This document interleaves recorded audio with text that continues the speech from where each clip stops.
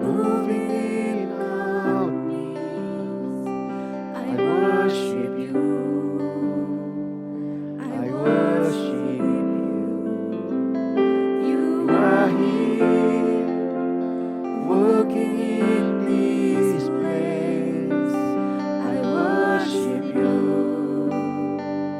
I worship you.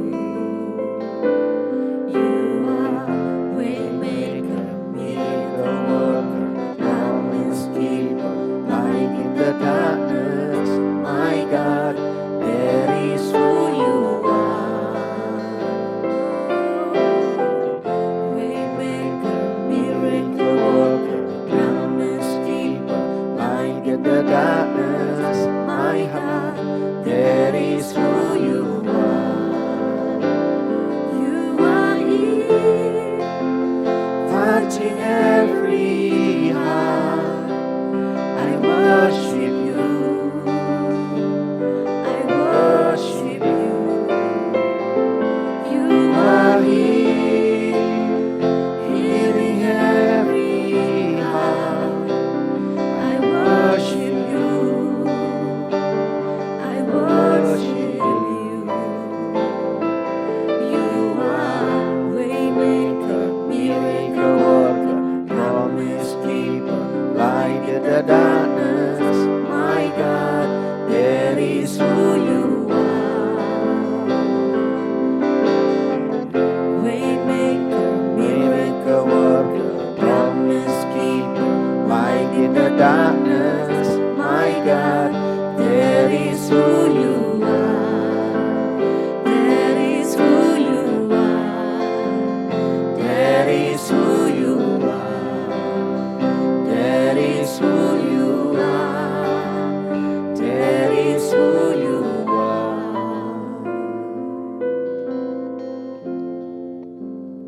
Puji Tuhan, shalom, salam sehat untuk kita semua. Pekan ini kita akan belajar tentang kesempatan yang baru, saudara. The new chance, memasuki tahun yang baru, tentunya Tuhan akan memberikan kesempatan yang baru bagi kita. Saya teringat akan peristiwa perjalanan bangsa Israel dari padang gurun memasuki tanah perjanjian, saudara. Sebenarnya, saudara, setelah 13 bulan mereka berjalan, mereka bangsa Israel sudah sampai di tepi Karnes Barnea. Dan disitulah Musa menyuruh 12 pengintai untuk mengintai tanah perjanjian. Nah, kita tahu semua kisah ini. Setelah mereka pulang, saudara, 10 orang memberikan kabar yang membusukkan bangsa Israel. Hanya 2 orang, Yosua dan Kaleb, yang menyampaikan kabar baik. Walaupun banyak tantangan, banyak pergumulan. Dan melalui kisah inilah akhirnya, saudara, Tuhan melihat hati bangsa orang Israel belum siap untuk masuk tanah perjanjian. Akhirnya, saudara, apa yang terjadi? Diputar kembali 40 tahun. Setelah 40 tahun putar, baru generasi yang kedua sampai ke Kanes Barnea ini. Dan mereka boleh nyebrang, yang dipimpin oleh Yosua. Saudara, belajar dari perjalanan bangsa Israel ini, saudara, di padang gurun. Tuhan mempersiapkan bangsa Israel untuk masuk tanah perjanjian yang penuh dengan susu dan madu, dengan penuh berkat-berkat, perkara-perkara dahsyat ini. Nah, ini menjadi contoh bagi perjalanan rohani kita untuk memasuki tahun yang baru 2022 yang ada di depan kita. Nah, ada kesempatan baru yang Tuhan akan berikan. Apakah saudara sudah siap mengalaminya, saudara? Yosua 1 ayat 2, 3, dan 6, firman Tuhan katakan begini. Hambaku Musa telah mati, sebab itu bersiaplah sekarang. Seberangilah sungai Yordan ini, engkau dan seluruh bangsa ini, menuju negeri yang kuberikan kepada mereka, kepada orang Israel itu. Setiap tempat yang diinjak oleh telapak kakimu, kuberikan kepadamu, seperti yang telah kujanjikan kepadamu. Ayat yang ke-6. Kuatkan dan teguhkan hatimu. Sebab engkaulah yang akan memimpin bangsa ini memiliki negeri yang kujanjikan dengan bersumpah kepada nenek moyang mereka untuk diberikan kepada mereka.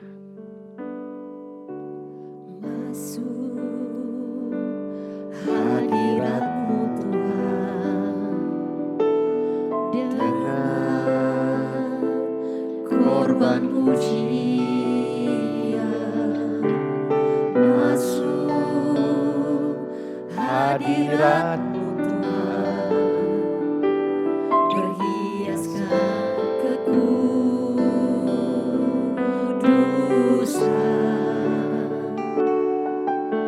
di hadapan hadirat-Mu Tuhan, ku rasakan kedamaian di hadapan hadirat-Mu Tuhan, ku nampak keagungan.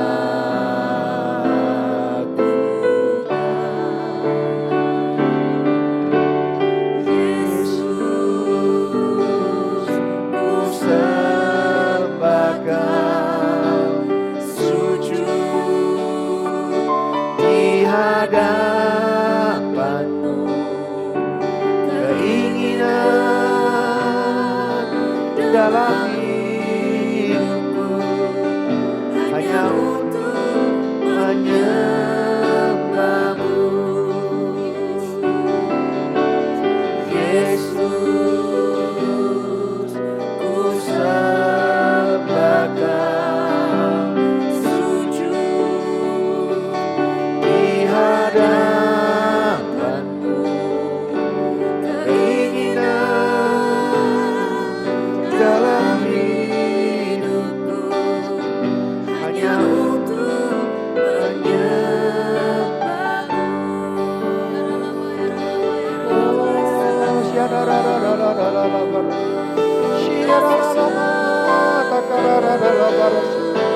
Oh Jesus, Jesus, haleluya.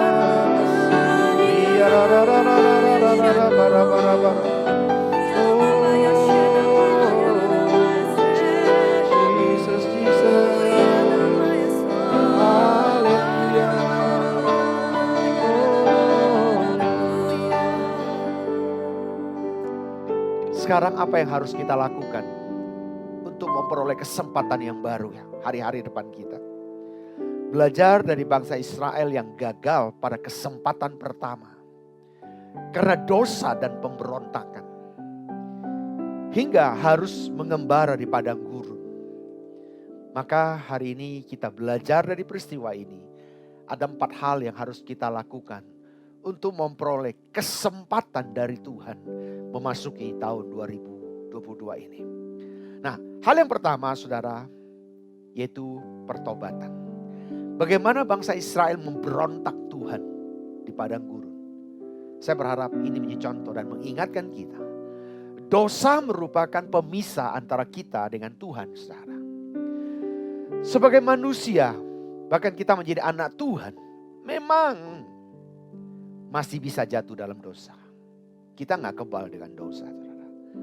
Tetapi jika kita terjatuh dalam dosa, kita terus menerus tinggal di dalam dosa, maka kita tidak, sekali lagi katakan, maka kita tidak akan bisa mengerjakan kehendak Tuhan bagi kita. Karena itu, mari kalau kita sempat terjatuh, cepat bangkit, mohon pengampunan daripada Tuhan, dan segera tinggalkan dosa itu. Nah saudara, janji Tuhan di dalam 1 Yohanes 1 ayat 9 katakan, jika kita mengaku dosa kita, maka Ia adalah setia dan adil, sehingga Ia akan mengampuni segala dosa kita dan menyucikan kita dari segala kejahatan kita, saudara. Nah, saya mau ingatkan kita, saudara, mungkin kita masih sempat terjatuh. Tapi memasuki tahun 2022 ini, saya mengajak saudara, yuk kita bangkit kembali. Selalu ada pemulihan di dalam pertobatan dan perdamaian kita dengan Tuhan. Saya berharap saudara ini kita lakukan, saudara. Yang sempat terjatuh, bertobat, dan yuk kita kembali rekonsiliasi dan dengan perdamaian dengan Tuhan. Saudara, di tokoh-tokoh Alkitab, saudara, contoh seperti Yakub. Simpson, Yunus yang sempat lari dari panggilan, Petrus yang sempat menyangkal, Paulus penganiaya gereja Tuhan. Dari tokoh-tokoh Alkitab ini saudara, sebagai contoh orang-orang yang memperoleh kesempatan baru atau kesempatan yang kedua setelah mengalami pertobatan mereka.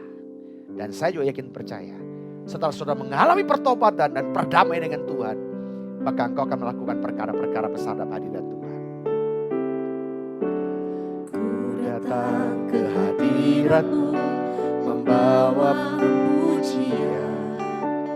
Dengan segenap hatiku, ku memuji Engkau, ya Tuhan Allahku.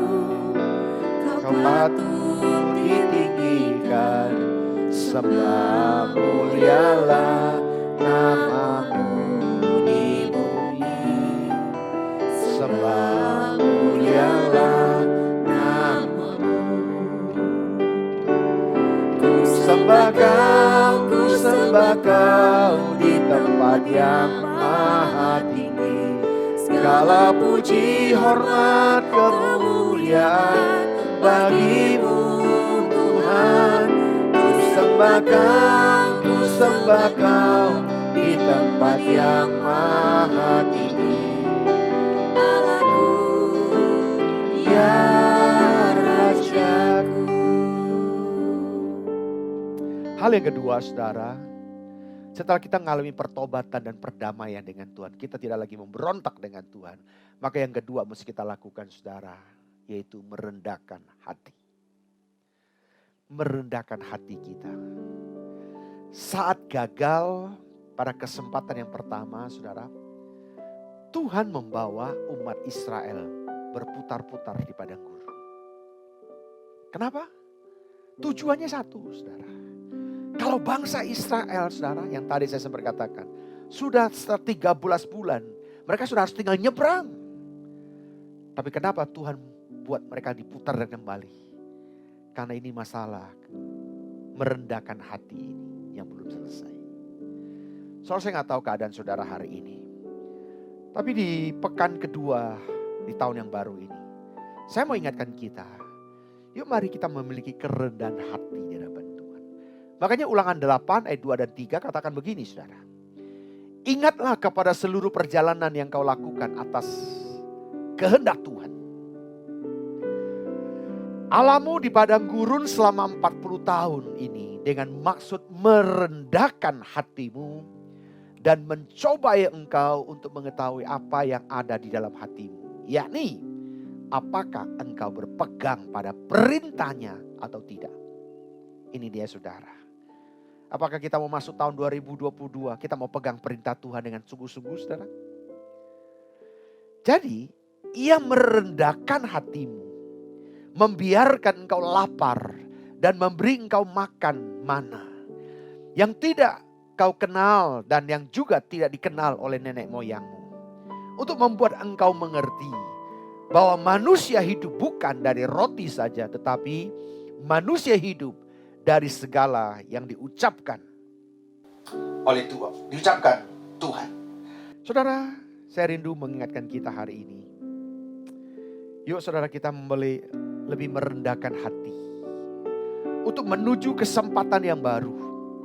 Kita harus percaya pada pimpinan dan kedaulatan Tuhan. Dan kita mengikuti jalannya. Mari saudara, saya mengajak saudara, yuk ikuti saja apa yang Tuhan perintahkan. Semua itu memerlukan kerendahan hati. Untuk mengikut Tuhan, untuk mendengar perintah dan melakukan perintah Tuhan, membutuhkan kerendahan hati saudara. Sebab hanya orang yang rendah hatilah yang bersedia taat dan tunduk pada otoritas. Ia membimbing orang-orang yang rendah hati menurut hukum. Dan ia mengajarkan jalannya kepada orang-orang yang rendah hati. Mazmur 25 ayat 9. Bapa, lembutkanlah hatiku untuk dapat lebih mengasihimu.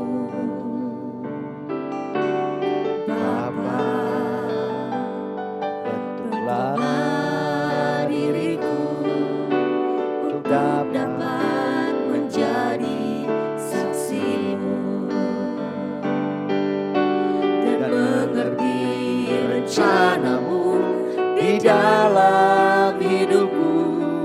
Jadikan aku semakin indah di hadapanmu. Terima kasih Yesusku, terima kasih Yesusku. Puji syukur hanya bagi Tuhanku. Terima kasih Yesusku, terima kasih Yesusku. Puji syukur hanya bagi Tuhanku. Puji syukur hanya bagi Tuhanku.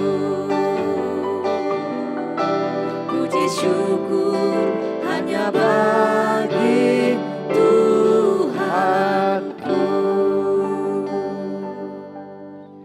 Hal yang ketiga, saudara, untuk memasuki tahun yang baru, saudara, dengan kesempatan yang baru, yaitu tidak kecewa dengan keputusan Tuhan. Saudara, sebelum saya bahas masalah ini, mungkin izinkan saya bertanya kepada Bapak Ibu Saudara, apakah kau kecewa dengan keputusan-keputusan Tuhan dalam hidupmu? Apakah kau kecewa dengan masa pandemi, dengan ekonomi yang sulit? Saudara, Musa telah melakukan satu kesalahan fatal. Karena dia memukul batu gunung di Mariba. Kalau kita baca di Bilangan 20 ayat 2 sampai 13, nanti saudara baca pelan-pelan firman Tuhan ini. Padahal Tuhan suruh ketika bangsa Israel kehausan yang ada di sekitar gunung batu Mariba ini, Tuhan perintahkan ngomong, ya, pegang tongkatnya dan perintahkan gunung itu akan mengeluarkan air. Tapi saudara, memang kita tidak bisa mutlak menyalahkan Musa juga, saudara. Kenapa Musa jadi emosi di sini, saudara? Karena dia kesel melihat bangsa Israel yang keras tengkuk, yang selalu komplain, yang selalu menyalahkan Tuhan dan menyalahkan pemimpin. Di situ mungkin Musa terpancing sehingga gunung batu itu dipukul, saudara. Saudara, ini fatal kesalahannya. Yang menyebabkan Musa dan Harun tidak diizinkan oleh Tuhan untuk memasuki Kanaan. Saudara lihat, kesalahan kecil ini cukup fatal. Saya mau pesan kepada saudara, memasuki tahun 2022, iblis akan menjerat, iblis akan memakai tipu daya. Kalau kita gak sungguh-sungguh dengan Tuhan, mungkin kita terjebak. Dan saya berharap peristiwa Musa ini menjadi pelajaran buat saya dan bagi kita semua. Oleh itu kita perlu hati-hati. Dengarin firman Tuhan, lakukan firman Tuhan dengan penuh hati. Musa berdoa memohon kasih karunia agar diperkenankan masuk dan melihat tanah Kanaan. Tapi Tuhan tidak mengabulkannya. Tetapi Tuhan murka terhadap aku oleh karena kamu dan tidaklah mendengarkan permohonanku. Tuhan berfirman kepadaku, cukup. Jangan lagi bicarakan perkara itu dengan aku. Ulangan 3 ayat 22 sampai 23 sampai 26, saudara.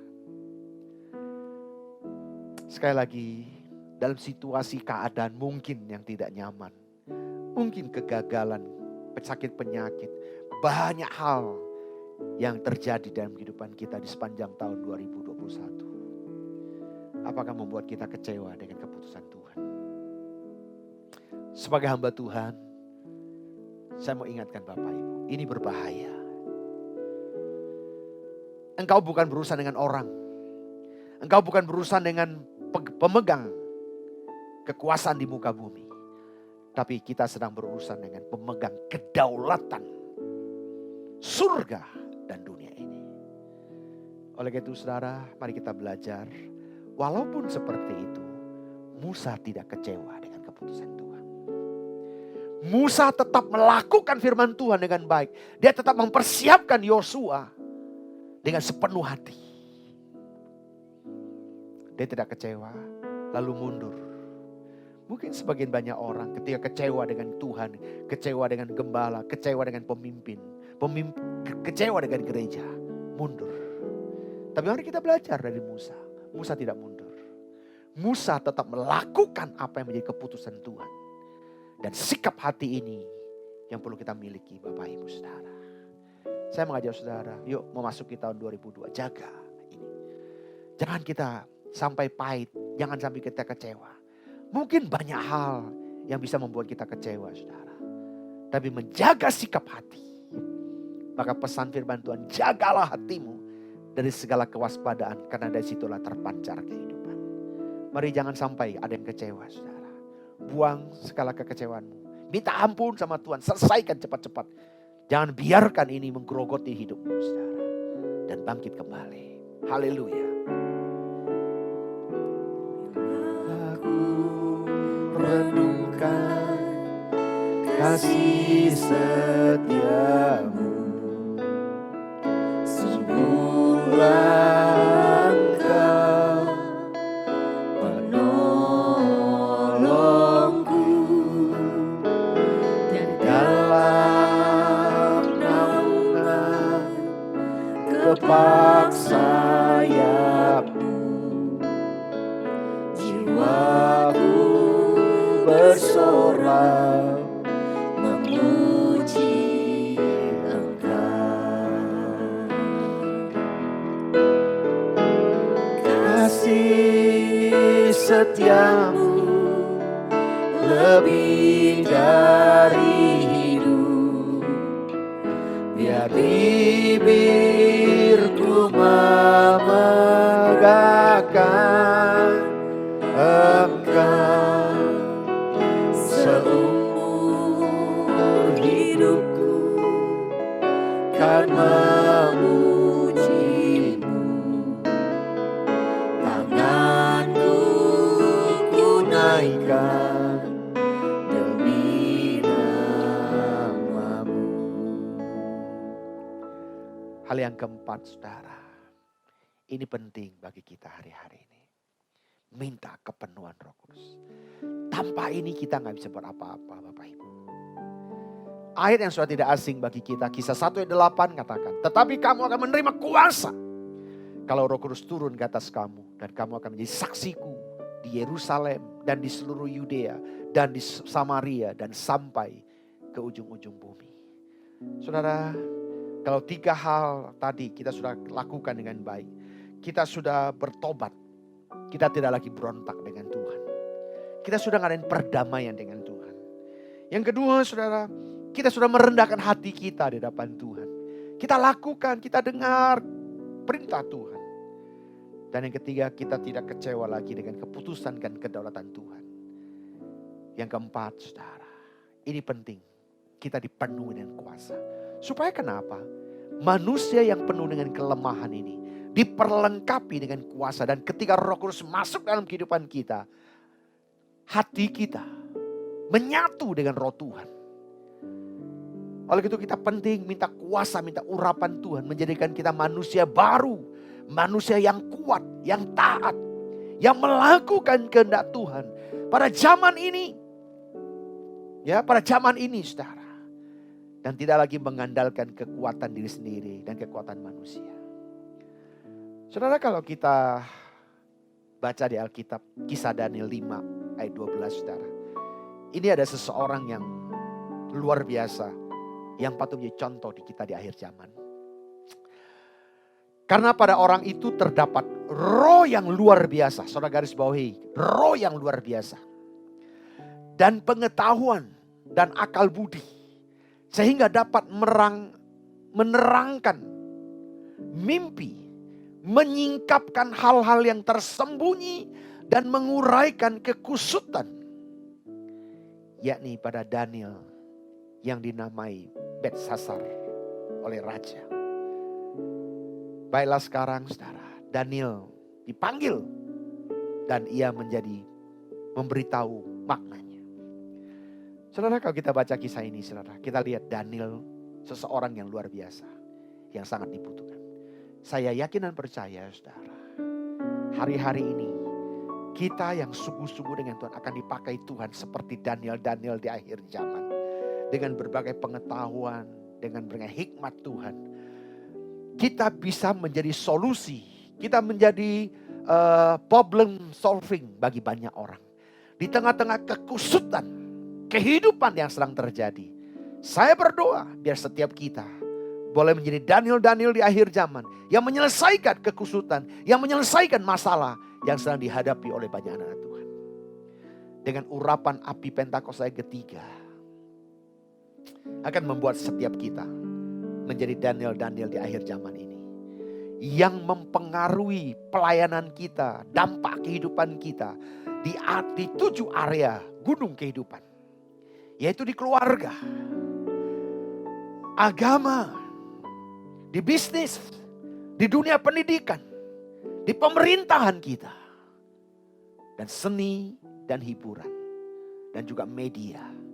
7 gunung ini akan dipengaruhi oleh Daniel akhir zaman. Sehingga mereka bukan melakukannya hanya dengan merasakan hikmat duniawi. Tapi 7 gunung ini akan dikerjakan berdasarkan hikmat surgawi. Karena kenapa? Ada Daniel yang penuh dengan Roh Kudus. Di tengah-tengah masyarakat, di tengah-tengah keluarga, di tengah-tengah kita melakukan keagamaan di bangsa ini. Di tengah-tengah orang melakukan usaha bisnis. Dan juga dunia pendidikan. Biar kuasa Roh Kudus memerintah. Dan apalagi di dunia pemerintahan di bangsa ini. Dari Sabang sampai Merauke. Biarlah Roh Kudus mengintervensi. Dan juga termasuk seni dan hiburan. Biarlah seni dan hiburan itu memuliakan Tuhan. Bukan meninggikan kedagingan dan pekerjaan si jahat. Dan juga media yang begitu mempengaruhi dalam kehidupan kita. Dan biarlah saya rindu supaya setiap Daniel akhir zaman masuk ke area itu. Menginfluence, mempengaruhi. Sehingga media-media yang ditampilkan. Yang bisa dinikmati oleh anak cucu kita semuanya. Mereka juga menikmatinya dengan sesurut firman Tuhan.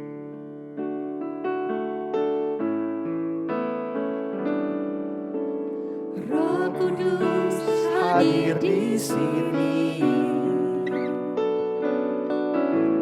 mengalir di bait suci.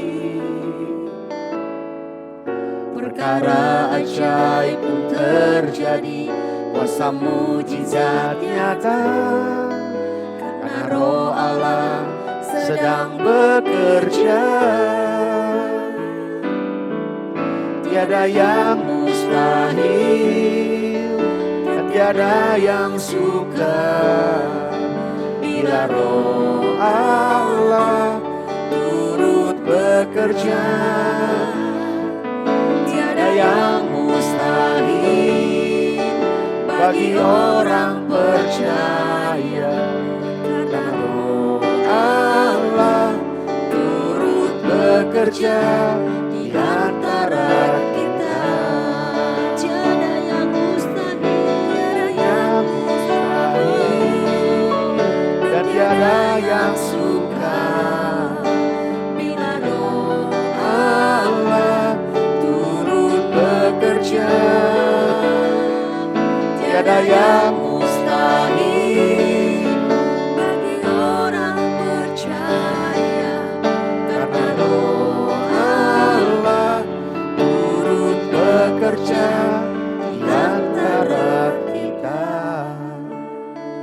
Saudara, saya nggak tahu keadaan saudara hari ini secara percis. Tapi saya rindu, yuk kita memasuki tahun 2022 ini. Dengan penuh pertobatan. Dengan penuh menyadari diri kita. Bahwa kita harus berdamai dengan Tuhan. Jangan lagi ada pemberontakan. Mari saudara kita bereskan ini. Saudara. Yang kedua, mari kita rendahkan hati kita hadapan Tuhan. Dia Tuhan, dia Allah, dia sanggup melakukan segala perkara. Yang ketiga, jangan lagi ada yang kecewa dengan keputusan Tuhan. Biar hari ini kita menyadari, keputusan Tuhan itu yang terbaik. Walaupun tidak nyaman bagi kita. Mari kita belajar dari Musa. Tetap melakukan kehendaknya.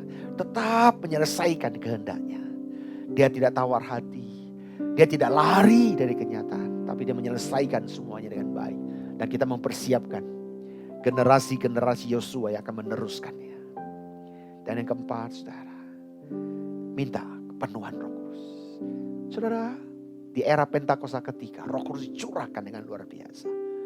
Saudara minta dengan buka hatimu sungguh-sungguh bagi dia. Dan saya ingin percaya Roh Kudus akan memenuhi saudara. Mari saudara buka hati saudara. Saya mau berdoa buat saudara hari ini. Oh shikarala barasyandara. Hurala barasyandara. Bapa, Engkau lihat anak-anakmu hari ini. Apapun dan bagaimanapun keadaan mereka. Hamba-Mu tahu Engkau mengasihi mereka. Anak-anakmu berharga di matamu. Yesus, Engkau sangat mengasihi mereka. Kalau mereka tertipu dengan berbagai dosa dan tipu daya iblis. Saat ini Tuhan, ampuni mereka. Ampuni. Yuk mari saudara bangkit. Bangkit. Minta ampun sama Tuhan. Mari saudara berdoa masing-masing. Minta ampun. Dosa apapun yang saudara sedang alami hari ini. Keluar. Bangkitkan dirimu. Minta ampun sama Tuhan. Ampuni Tuhan. Ampuni. Ampuni. Ampuni. Ampuni anak-anakmu. Bebaskan mereka dari segala tipu daya pekerjaan si iblis. Dalam nama Yesus. Segala dosa dan pelanggarannya sudah diampuni. Darahmu menyucikan dan menguduskannya. Dalam nama Yesus Tuhan. Haleluya. Haleluya. Haleluya. Saudara, dosamu sudah diampuni. Bangkitlah. Lakukan firman Tuhan. Masuk tahun 2022 ini. Dengan penuh keyakinan. Tuhan berserta dengan engkau. Dia siap memulihkan dan memberkati hidupmu. Mari kita angkat pujian ini. Bapa, pegang tanganku. Bapa, ku rindu selalu berada dekatmu, melihat senyummu. Bapa, ku mengasihimu. Hadiratmu ya Tuhan. Hadiratmu, hadiratmu membawa kesembuhan bagiku.